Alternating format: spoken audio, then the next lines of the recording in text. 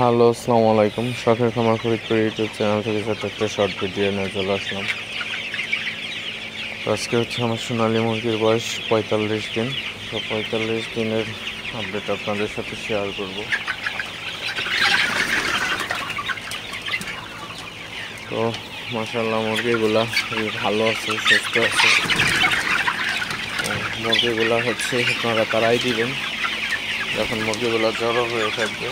জড়ো হয়ে থাকলে অবশ্যই মুরগিগুলা তারাই দিতে হবে।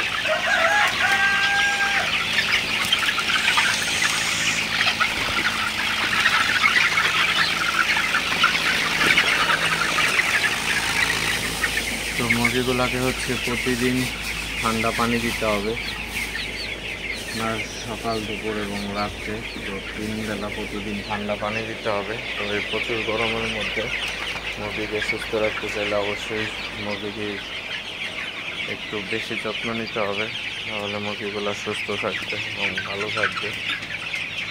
আপনারা যারা মুরগি খামারি আছেন অবশ্যই আপনারা ভালো জানেন মুরগির কখন কি আসলে প্রয়োজন হয়। তো সে অনুযায়ী আপনারা অবশ্যই মুরগিকে ট্রিটমেন্ট করবেন।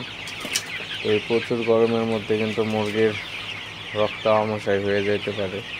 তো সেক্ষেত্রে আপনারা কিন্তু অবশ্যই মুরগিকে একটু সুস্থ রাখার জন্য হলেও মুরগিকে স্যালাইন দেওয়া উচিত। তো মুরগিকে অবশ্যই গরমের মধ্যে স্যালাইন দিবেন। একটা যে কোনো ডক্টরের দোকানে গেলে আপনারা পেয়ে যাবেন। তো সেও স্যালাইনটা অবশ্যই আপনারা পানির সাথে মিশিয়ে দিনের বেলায় দিবেন, তাহলে মুরগির শরীর ঠান্ডা থাকবে এবং মুরগিগুলো সুস্থ থাকবে।